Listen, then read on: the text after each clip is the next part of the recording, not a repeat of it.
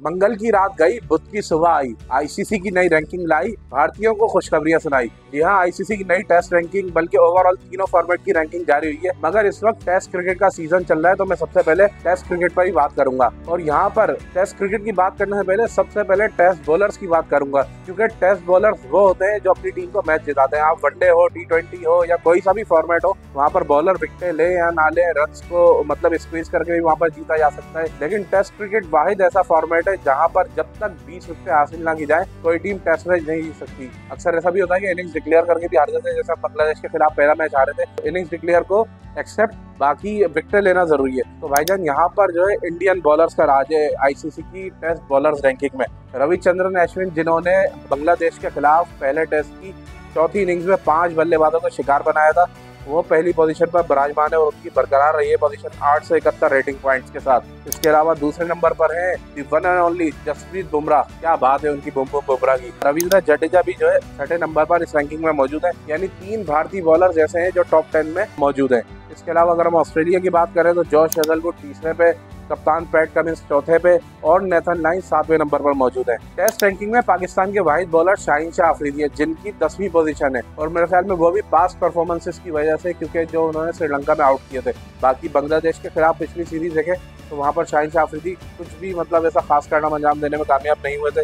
इसके अलावा न्यूजीलैंड के काइल जेमिसन है यहाँ पर 9वें नंबर पर मौजूद है। श्रीलंका के प्रभात जयसूर्या, जिन्होंने न्यूजीलैंड के खिलाफ वर्ल्ड टेस्ट की चौथी इनिंग्स में 5 या 6 विकेट हासिल किए मेरे ख्याल में, तो वो भी यहाँ पर उनकी रैंकिंग में तरक्की हुई है। 5 जरिए तरक्की पाकर वो 8वें नंबर पर पहुंच गए। इसके अलावा जनूबी अफ्रीका के कगिसो रबाडा भी यहाँ पर मौजूद है। तो टेस्ट बॉलर्स में तो ये सब शामिल है। इसके अलावा टेस्ट के ऑलराउंडर्स की बात करते हैं। ऑलराउंडर्स में भी आपको दिखेगा यहाँ पर भारतीय जो है उनका दबदबा बरकरार है। रविंद्र जडेजा, जिन्होंने 84 रन की पारी खेली थी और उसके अलावा बॉलिंग में भी वो खूब चमके थे भाई, उन्होंने जबरदस्त साथ दिया था अश्विन का भी। और चौथी इनिंग्स में जो है बांग्लादेश के 10 में से 9 बल्लेबाज जो स्पिनर्स ने आउट किए थे, उसमें 3 विकेटें रविंद्र जडेजा को भी मिली थी। इसके अलावा रविचंद्रन अश्विन की बात करें तो वो यहाँ पर दूसरे नंबर पर है ऑलराउंडर्स की रैंकिंग में। अक्षर पटेल, भारत के तीनों स्पिनर्स, तीनों ऑलराउंडर और तीनों टॉप 10 में मौजूद। क्या कमाल की भारतीय टीम है भाई। लोग कहते हैं कि हम भारत को व्यूज के चक्कर में तारीफ करते हैं, उसकी भाई ऐसा नहीं है। जैसा खेलते हैं, जैसी इनकी परफॉर्मेंस यहाँ पर दिखती है और आईसीसी की रैंकिंग में भी यही है। इसके अलावा टीम रैंकिंग में भी अगर आप जाएं तो व्हाइट बॉल के दोनों फॉर्मेट में, चाहे वनडे हो या T20, भारतीय टीम नंबर 1 पर है और टेस्ट क्रिकेट में नंबर 2 पर है। इसके अलावा टेस्ट ऑलराउंडर्स में आपके पास शकीब अल हसन है और मेहदी हसन मिराज है। ये दोनों टेस्ट ऑलराउंडर्स के टॉप 10 में मौजूद है। शकीब तीसरे पे और मेहदी हसन मिराज 7वें पे।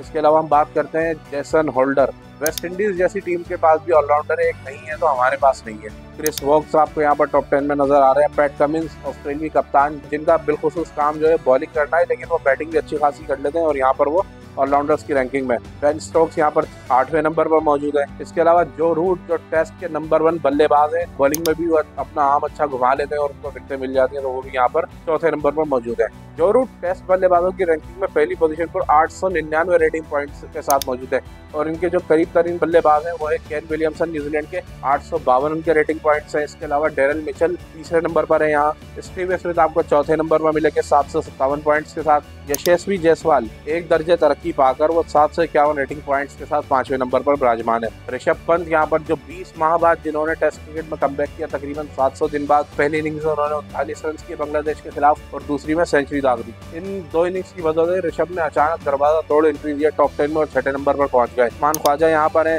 जिनको एक दर्जे तरक्की मिल गई क्योंकि रोहित शर्मा और विराट कोहली की तनस्सुरी है। दोनों 5-5 दर्जे तनस्सुरी के बाद रोहित शर्मा 10वें और विराट कोहली 12वें नंबर पर चले गए। पाकिस्तान के वाहिद बल्लेबाज मोहम्मद रिजवान है इस फहरिस्त में, जिनको एक दर्जे तरक्की मिल गई है क्योंकि रोहित शर्मा नीचे गए, 8वें नंबर पर आ गए। मार्नस लबुशेन 9वें नंबर पर है और भारत के जो है टोटल 3 बल्लेबाज हैं यहाँ पर बल्लेबाजों की रैंकिंग में भी, यशस्वी जायसवाल, ऋषभ पंत और रोहित शर्मा। तो भाई भारत की यहाँ पर आपको डोमिनेंस नजर आ रही है तीनों मतलब शोबों में, बैटिंग, बॉलिंग या ऑलराउंडर कैटेगरी में देखते हैं आप। टीम रैंकिंग में भी भारत बाकी तमाम टीमों से सबसे आगे। और पाकिस्तान की बात करें तो भाई रैंकिंग में हमारी इस वक्त 60 साल की बदतरीन पोजीशन है। बॉलर्स में भी सिर्फ हमारे पास शाहीन शाह अफरीदी 10वें नंबर पर मौजूद है पास परफॉर्मेंस की वजह से, और मोहम्मद रिजवान जो है वो 8वें नंबर पर है। बांग्लादेश के खिलाफ उनकी कोई अच्छी इनिंग्स लगी, लेकिन बाबर आजम टॉप 10 से बाहर हो गए अब। इसके अलावा ऑलराउंडर भी तो हमारे पास दूर दूर तक कोई नहीं है, 10 या 20 में भी कोई भी नहीं। दूसरा जो हमारा टॉपिक है वो है मॉडर्न डे क्रिकेट के सबसे बड़े सुपरस्टार विराट कोहली के हवाले से, और वो इस वक्त दुनिया के अजीम तरीन बल्लेबाज है,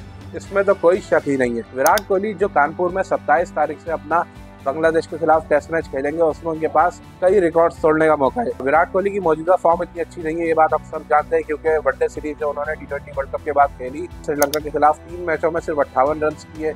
इसके अलावा अगर हम बात करें पहले टेस्ट की, तो चेन्नई में भी उन्होंने कोई इतनी खास कारकर्दगी नहीं दिखाई। पहली इनिंग्स में 6 रन किए, दूसरी इनिंग्स में 17, लेकिन वो जो 17 रन किए थे उसके अंदर भी वो भारत के डोमेस्टिक, जो भारत की सरजमीन पर 12,000 रन का संगे मिल अबूर करने में कामयाब हुए, जो सचिन तेंदुलकर के बाद दूसरे बल्लेबाज हैं। इसके अलावा T20 वर्ल्ड कप में जो उनकी 76 रन की फाइनल में इनिंग्स थी 59 गेंदों पर, वही मैच विनिंग इनिंग्स से अब तक कमबैक नहीं कर सके। लेकिन अब जो कानपुर टेस्ट स्टार्ट हो रहा है, वहाँ पर कोहली के पास सेवरल रिकॉर्ड जो है उनको तोड़ने का और बनाने का मौका है। विराट कोहली अगर कानपुर टेस्ट में 129 रन बनाने में कामयाब हो जाते हैं तो भारत के लिए ये संगे मील 9,000 रन का अबूर करने वाले चौथे बल्लेबाज बन जाएंगे। उनसे पहले सुनील गावस्कर, सचिन तेंदुलकर और राहुल द्रविड़ ये कारनामा अंजाम दे चुके हैं। अगर कोहली सिर्फ 35 रन ऐड करते हैं इन दोनों इनिंग्स में मिलाकर भी, तो वो 600 इनिंग्स से कम में 593 इनिंग्स में कोहली अभी तक 26,965 रन बना चुके हैं। अगर वो 35 रन मजीद ऐड करते हैं तो वो पहले बल्लेबाज बन जाएंगे जो 600 से कम इनिंग्स में इंटरनेशनल क्रिकेट में ओवरऑल 27,000 रन का हिस्सा अबूर करेंगे। इससे पहले सचिन तेंदुलकर ये कारनामा अंजाम दे चुके हैं। इसके अलावा कुमार संगकारा ने 27,000 रन का संगे मील अबूर किया है। ऑस्ट्रेलिया के साबिक कप्तान, लेजेंडरी कप्तान रिकी पॉन्टिंग भी ये कारनामा अंजाम दे चुके हैं। सचिन तेंदुलकर ने मेरे ख्याल में 623 इनिंग्स खेलकर 27,000 रन का जो बैरियर था उसको अबूर किया था और अभी तक ये रिकॉर्ड उनके पास है। लेकिन कोहली के पास तो अभी बहुत सारी इनिंग्स हैं और अगर अगले टेस्ट में भी नहीं तोड़ पाते तो उसके बाद भी उनके पास, चाहे वनडे खेले T20 खेले, तो इंटरनेशनल क्रिकेट में वो 27,000 रन का संगे मील आसानी से अबूर कर सकते हैं और ये रिकॉर्ड अपने नाम कर लेंगे। इसके अलावा विराट कोहली अपने टेस्ट करियर में अब तक 29 सेंचुरियां बना चुके हैं, जो कि बराबर हैं ऑस्ट्रेलिया के लेजेंडरी बल्लेबाज सर डॉन ब्रैडमैन के। सर डॉन ब्रैडमैन ने अपने टेस्ट करियर में 29 सेंचुरियां बनाई थी और अगर विराट कोहली कानपुर में सेंचुरी बनाने में कामयाब हो जाते हैं तो वो सर डॉन ब्रैडमैन को भी पीछे छोड़ देंगे। विराट कोहली के टेस्ट क्रिकेट में चौकों की बात करें तो वो 996 चौके लगा चुके हैं। इस फॉर्मेट में, तवील तरीन फॉर्मेट में, सिर्फ 4 चौके दूर हैं 1000 चौकों का संगे मील अबूर करने में।